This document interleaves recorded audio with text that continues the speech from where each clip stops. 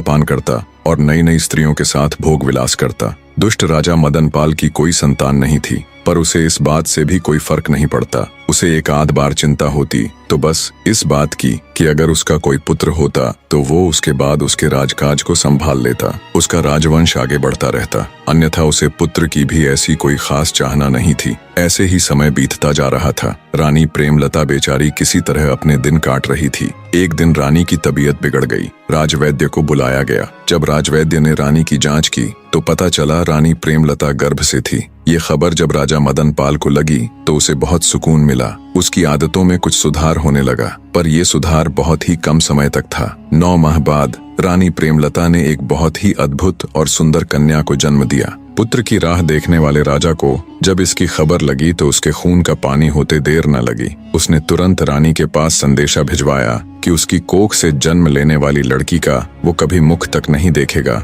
वो अपनी बेटी को मुझसे दूर ही रखे। अगर कभी मुझे वो नजर आई तो मैं तुरंत रानी सहित उसको मृत्यु के घाट उतार दूंगा। बेचारी रानी को जब राजा का ये संदेश मिला तो वो खून का घूंट पीकर रह गई। इसके अलावा वो बेचारी और कर भी क्या सकती थी। अब रानी के पास एक सहारा था तो वो थी उसकी नवजात कन्या। रानी को तो पुत्री के रूप में जैसे नया जीवन मिल गया था। अत्यंत सुंदर नयन नक्श वाली उस अद्भुत कन्या में तो जैसे रानी प्रेमलता के प्राण बसते थे। रानी जब भी उसको छूती, उसके दुलार करती तो उसके सारे दुख गायब हो जाते। रानी ने अपनी बेटी के अद्भुत सौंदर्य को देखते हुए उसका नाम तारावती रख दिया। उधर राजा अब पहले से भी दुष्ट हो चला था। लड़की होने के बाद तो उसने बिल्कुल ही रानी के पास जाना बंद कर दिया था। अब वो पहले से भी ज्यादा क्रूर हो गया था और खुलकर अपनी मनमानी करने लगा। ऐसे ही समय बीतने लगा। राजकुमारी तारा अब 10 साल की हो चली थी। वो इतनी सुंदर थी कि उस जैसा पूरे संसार में कोई नहीं था। रानी प्रेमलता को अब अपनी बेटी राजकुमारी तारावती के विवाह की चिंता होने लगी,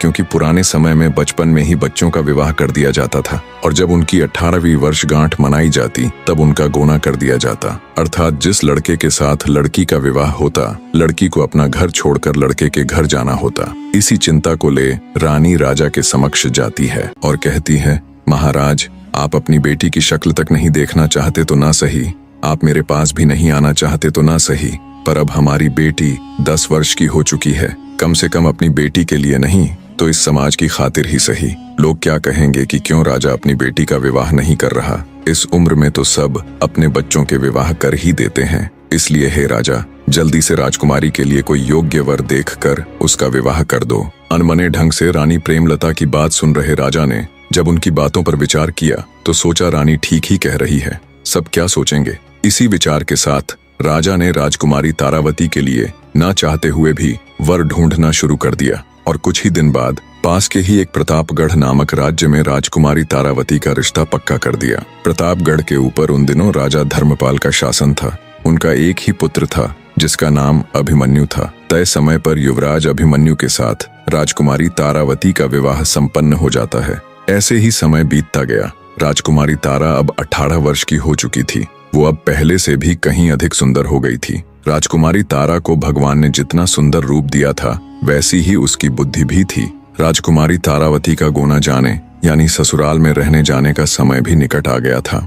जैसे जैसे राजकुमारी के ससुराल जाने का दिन नजदीक आ रहा था, वैसे वैसे रानी प्रेमलता का स्वास्थ्य भी गिरता जा रहा था। जब रानी प्रेमलता को लगा कि वो अब नहीं बच पाएंगी और शायद बेटी के विदा होने से पहले ही वो इस दुनिया को अलविदा कह देंगी, तो रानी प्रेमलता राजा के पास जाती है और आंखों में अश्रु लिए राजा से विनती करती है, महाराज, मैं अच्छे से जानती हूँ कि आप हमारी पुत्री से नफरत करते हैं। आपने बचपन से लेकर आज तक उसे एक नजर देखना भी पसंद नहीं किया, लेकिन अब मुझे नहीं लगता मैं ज्यादा दिनों तक जीवित रहूंगी। इसलिए हे महाराज, मैं अपनी पुत्री की जिम्मेदारी अब आपको सौंप रही हूँ। जब तक उसका गोना नहीं हो जाता, जब तक वो अपनी ससुराल विदा नहीं हो जाती, तब तक आपको ही राजकुमारी का ध्यान रखना होगा और बड़ी धूमधाम से उसका गोना कर हमारी बेटी को विदा कीजिएगा महाराज। बस आपसे हाथ जोड़कर यही मेरी अंतिम प्रार्थना है। रानी की हालत देख राजा उसका हाथ अपने हाथ में लेकर बोला, ठीक है, मैं हमारी बेटी का ध्यान रखूंगा। राजा से तसल्ली मिलने के बाद रानी प्रेमलता का देहांत हो जाता है।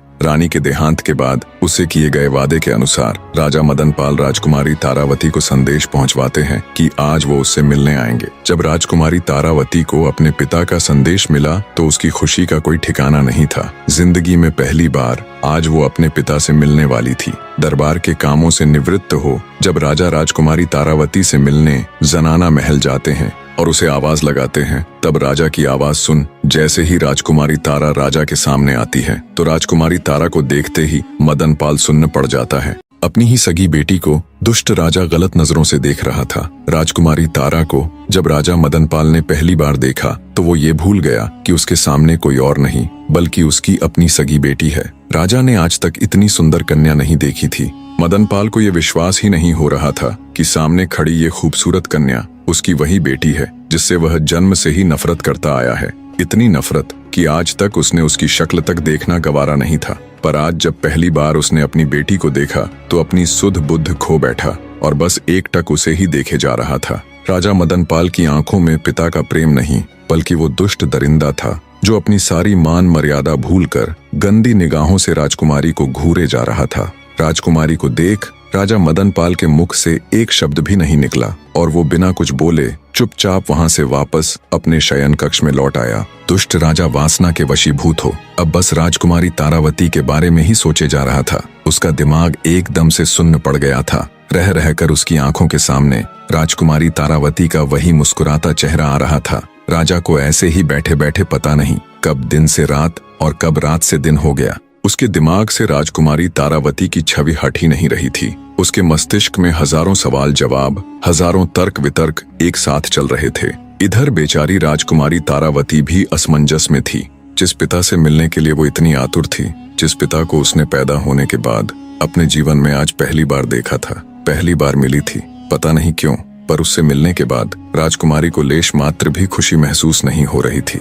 वो तो ये सोच सोच कर परेशान थी कि उसे उसके पिता के चेहरे पर ऐसे कोई भाव नजर ही नहीं आए कि वो अपनी उस बेटी से मिलने आए हैं जिसे उन्होंने 18 वर्ष तक नहीं देखा। उल्टा उनके चेहरे पर तो वे भाव थे जो एक लोभी पुरुष के चेहरे पर किसी सुंदर स्त्री को देखने पर आते हैं। उधर जब राजा मदनपाल को यह एहसास हुआ कि सुबह हो चुकी है तो उसने तुरंत अपने नौकर को आदेश देकर घोड़ा गाड़ी तैयार करने को कहा। आनन फानन में बावरा सा हुआ राजा घोड़ा गाड़ी में बैठ जंगल की तरफ एक साधु महात्मा के ठिकाने की ओर चल पड़ा। कुछ ही देर में राजा अपने नौकर के साथ साधु महात्मा जी के ठिकाने पर जा पहुंचा। राजा ने साधु जी को प्रणाम किया और बैठ गया। इतनी सुबह सुबह राजा को अपने पास आया देख थोड़े आश्चर्य से साधु जी बोले, कहो वत्स, आज इतनी सुबह सुबह कैसे आना हुआ? सब कुशल मंगल तो है? तब राजा मदनपाल महात्मा से बोला, हे साधु महाराज, कल रात से मैं एक छोटी सी उलझन में हूँ। राजा की बात सुन महात्मा जी बोले, बताओ वत्स, ऐसी क्या उलझन है जो तुम्हें इतनी सुबह सुबह मेरे पास खींच लाई?